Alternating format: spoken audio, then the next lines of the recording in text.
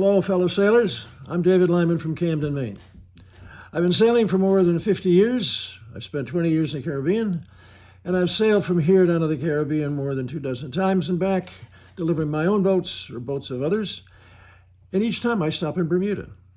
This last fall, for Cruising World magazine, I wrote the September issue, the cover story on how to get your boat to the Caribbean. There's three major routes, and two of them, departing from Newport or from the Chesapeake, they pass either through or close to Bermuda. So this tutorial deals with how to get to Bermuda. Now this can be as your fall trip down part of the Narc Rally or the Salty Dog Rally, or it can be in the summertime when you decide to just take off and head down to Bermuda for a short visit. It's a 4-day trip down and a 4-day trip back. So let's get started. There's a lot to talk about. It's right on the way. No matter which route you take, you're going to be going right past Bermuda. It's about 600 miles, a little over 600 miles from Newport, from New York City, or from the Chesapeake, or from Beaufort. And you're going to come close enough that you may as well stop in and spend a few days visiting, refueling, getting some more provisions, giving the crew a rest after a pretty arduous trip over the Gulf Stream in the fall. It's an island like no other island in the Caribbean you're going to visit. It's like a little piece of England that's plunked down in the middle of the Atlantic Ocean. There are many ways to get to the Caribbean, and as I said, they all go past Bermuda or through Bermuda.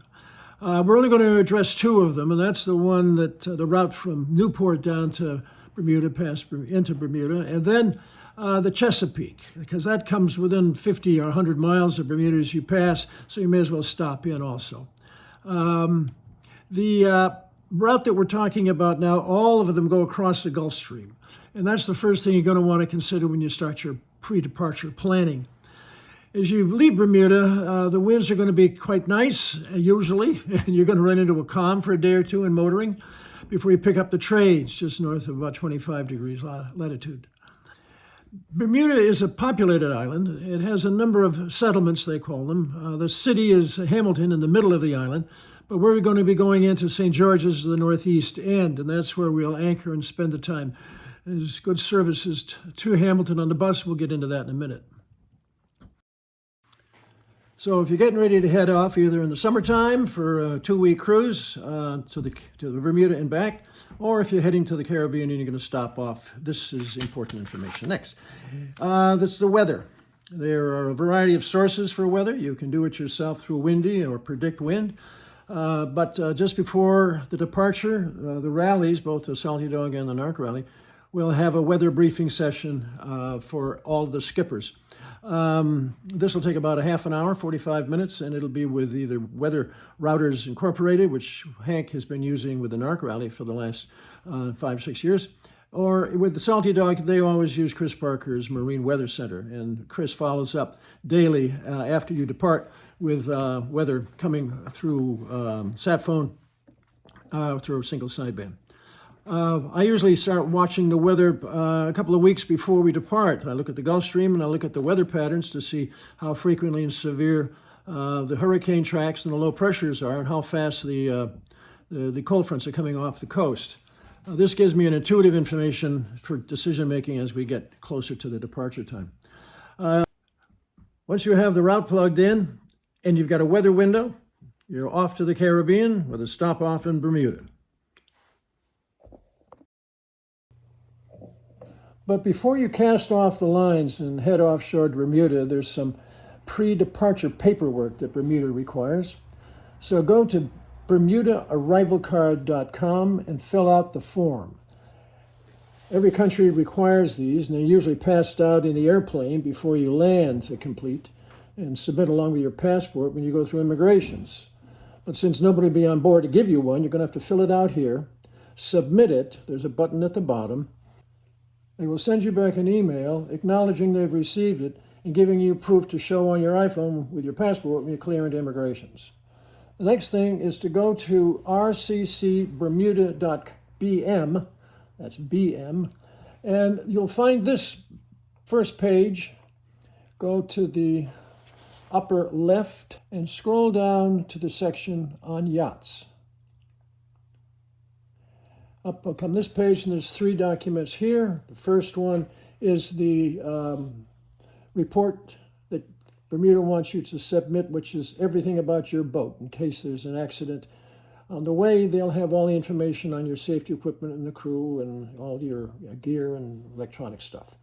Okay, when you finish that and submitted it, they'll have it, and once you filled it in, you only need to fill it in once, and so when you come back next time, they'll already have it. Next comes the Sail Clear document. This you need to register for. It costs $25 a year, but it'll be good for all of the islands you're going to visit in the Caribbean that are English-speaking. The French islands don't take it. So register, pay the fee, and then fill out the form that comes with it and submit that to them. Then Sail Clear will have a copy of your information, and it only needs to be updated from island to island as to which island you're arriving at and which island you've departed from. Go down and click the last link, which is all this information that Bermuda would like you to understand about getting on there, especially the fees that are charged for your transit permit and your cruising permits. Once that's done, you're all set, and now you're ready to go. When you arrive in Bermuda and go through customs and immigrations, they're also going to issue you a transit permit. These are normally $5 per meter for each yacht. But if you're in the NARC rally and you've signed up with the Salty Dog rally and you're going to stop in Bermuda, then that fee is waived.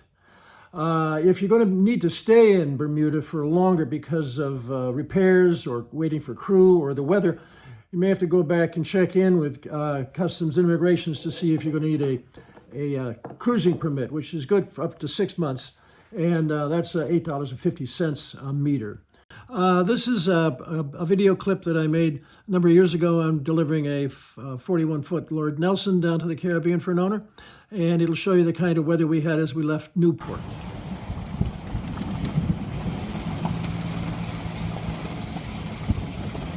We waited in Newport for the weather to change, and when it did, we picked up a cold front with the wind blowing out of the northwest about 25, gusting to 35. The seas began to build as we left the lee of the land, and the seas were a little rough by noon, but by late afternoon, things began to quiet down. The wind dropped to 20 to 25, and the seas began to flatten out. Later that day, as evening came on, we managed to put up a larger jib, the Yankee, and we were now making a good 6.5 knots, still with the wind off of the starboard quarter. In 2009, I took the family, my 2 kids and my wife, to the Caribbean for the winter to homeschool the kids down there. And this is Julie, the wife, at the helm as we approached Bermuda. We're about 100 miles north of Bermuda when a cold front picked up and was driving us south at a fairly good clip, surfing down the waves at 12 to 14 knots on a 57-foot Bowman ketch called Searcher. Thursday, November 6th, about 60 miles north of Bermuda.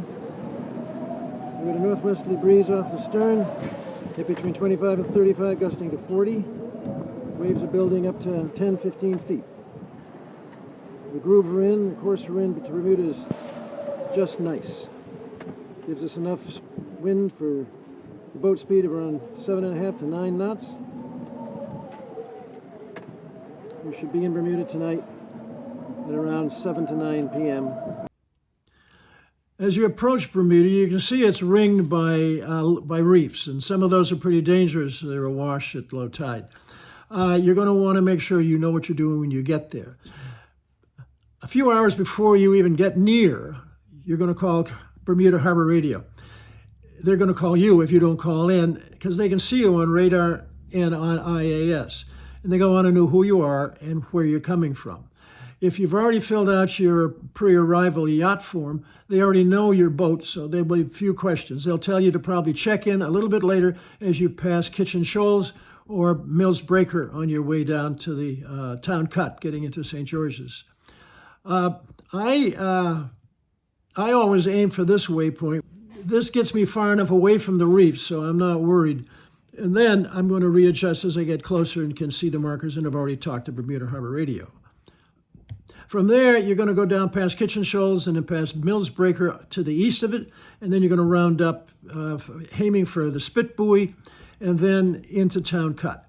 The problem with Town Cut, it's great, it's narrow, but there's unmarked buoys, unlit buoys on the south side, so keep an eye for those and have somebody on the port side with a flashlight so you can pick up the reflectors as you go in.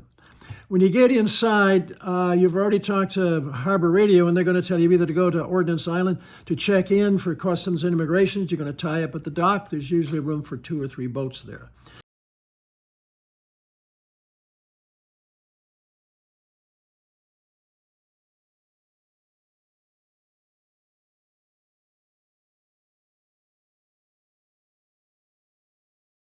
If it's full, they'll tell you to wait. If it's nighttime, they'll tell you to anchor in the anchorage south of the channel, Powder Hole, and then you come in the morning. This is a shot from Signal Hill, which is where the Bermuda Harbor Radio is located, of looking east. You can see Town Cut in the upper right. The long building with the pink and the white roof is the Dinghy Club, and you can see the masts on the boats that are tied up to their dock in front. There's an anchorage area called Convict Bay, which is between them and Ordnance Island. Ordnance Island is in the foreground. The gray building with the white roof on the left is Customs and Immigrations, and you can see 2 yachts are tied up there. This is Immigrations. This is the inner harbor, and there is dock space along the quayside in the village for probably a dozen or more boats. You'll check into Immigrations and Customs with your paperwork. This is our friendly people at Customs and Immigrations in St. George's. They're a nice bunch of people, and they're always fun to deal with. There's no problems going into Bermuda. You're going to talk to Bermuda Yacht Services about where to dock, because they're the harbor master and the dock masters there in Bermuda at St. George's. This is the Ark Rally on the way north one season when I came up on a boat, and they just pack them in. This is the dock at the Dinghy Club during that same Ark Rally. A lot of boats there. The Dinghy Club is a great place to hang out at because it's a happy hour in the afternoon, and they've got darts and pool tables. And the club has been renovated, and they've got bathrooms and showers and a coin laundry. The docks have not had much attention paid to them. There's no electricity or water on them this year, so you can make up your mind where you want to dock. This is Convict Bay, and looking across to Powder Hole from the walk between the town and the Dinghy Club. It's about a 10-15 minute walk from town out to the Dinghy Club. Good way to get some exercise. Of course, as soon as you get ashore, you're going to want to go to the White Horse Tavern, which is right there on the docks. And that's where everyone gathers for a libation, and they're going to swap stories and lies about the trip on the way down. Services ashore. This is why you came to Bermuda, besides the fun. It's to get some refueling and get some provisions and get something fixed that's been broken and buy something you need for the trip down. We'll get in each one of those as we go along. This is the Bermuda Yacht Services Crew Lounge. It used to be the old cruise ship dock, but they've moved the cruise ships down to the other end of the island because the town cut's too narrow for the new cruise ships. The only people that come in there now are commercial ships and us sailors. The Bermuda Yacht Services has got bathrooms, showers, which is great, brand new ones, restrooms, lending library. There's somebody usually there can provide some help and make a call to have somebody come down and look at your refrigeration or your sails or your rigging, and they're good advice. There is fuel in town at Darling's, but it's not duty-free. It's the full price, which is pretty expensive per liter. If you need more fuel, like 50 to 100 gallons, you're going to want to maybe save. And if you ask the people at Customs that you'd like to get the duty-free fuel waiver, they will give you a piece of paper. Mark Soares, who runs Bermuda Yacht Services, will make arrangements with a number of yachts that need fuel, and he'll have a fuel truck come down to the dockside and fuel you up, one yacht after another has come in. And that you'll get that for a couple bucks cheaper than the non-duty free. If there's not enough yachts that need fuel for the truck to come down, then you have to go to the other end of the island to the dockyard. There's a big fuel depot down there, and you can pick up the duty-free fuel there. It means a half a day trip down and on the way back, but it's a pleasant drive. It's a pleasant motor on the way down. Let's go back to St. George's because that's where you're going to spend most of your time when you're in Bermuda. There's a dinghy dock right across from Customs and Immigrations, right nearby Soames Supermarket, and they've got almost everything you need. It's amazing how much they cram into that little store. They also have, what I like, is they have a buffet. So you can get breakfast, lunch, and dinner there every day you're there and not have to do any cooking on board. So there's a drop in. You're going to need what's there. Hardware stores down on the past the commercial docks on the road out of town. They got a lot of stuff, and what they don't have, they can have brought up from Hamilton in a day. There's a sailmaker at the top of the hill in St. George's, and they have a rigger, and they can solve a lot of problems and fix sails. They're really ready for the rallies to come down to fix stuff up. There's a laundry in town, which is just a short walk from the docks, and it's coin operated. No, it's not coin operated. You have to put money in and get a card out, and the card's got a certain amount of money on it, so you just keep putting the card in as you go through your wash cycles and your dry cycles. There's a lot of fun to be had at St. George's if you're there on a holiday. We saw this in the spring on the way back, which is the dunking of the adulterous woman who has been accused of having her shoes under somebody else's bed. And then if you don't get that, you're going to wind up in the stocks. Wi-Fi is a few places. It's at the Tourist and Information booth, which is right there at the docks across from the pub. And there's shops in town and places to buy stuff, and there's a whole bunch of restaurants. There's beaches. There's a nice beach club where you can get lunch. The water's really nice. There's a number of parks around. It's like Bermuda is a park. The entire island is a park. There's no wrecked cars. There's no junk on the highways. Everyone's lawn is mowed. There's no trash. It's a immaculate island. I've not like the rest of the Caribbean. There's a number of restaurants right on the docks. The oldest building in American quarters, or the New World, north of the Spanish New World, is this white building at the top. It's the State House. It was built in 1620. It's still there. It was before the Pilgrims landed. They've been there since, I think, since 1603 or 1609, when a bunch of Englishmen families were wrecked on the reefs on their way to Jamestown. They had a ship right on board. He took what was left over, built another ship, and some of them sailed on, and some of them stayed in Bermuda, and the English are still there today. You can take a bus down to Hamilton, which is probably a very nice way to see the island. It's a marvelous trip, doesn't cost but a few bucks. And down in Hamilton, it's one of the largest cities in the Caribbean or any of the islands, and it's the most wealthy place. It's the most expensive place to live in the world, besides Qatar. It's a big reinsurance and insurance and banking community now, sort of like the offshore places. You can find everything you want there, great stores. So before you head out, back through Town Cut, you can leave your boat on the mooring and take the dinghy ashore or walk from the dockside over to Customs and Immigrations to have your paperwork processed for exiting. Once you've left, you're on your way down to the Caribbean, another 800 to 900 miles. I'll leave you this last picture of the sunset of Bermuda and at the docks, and hope that you'll be able to see you down there one of these times soon. Have a good trip, have a safe trip, and we'll see you soon.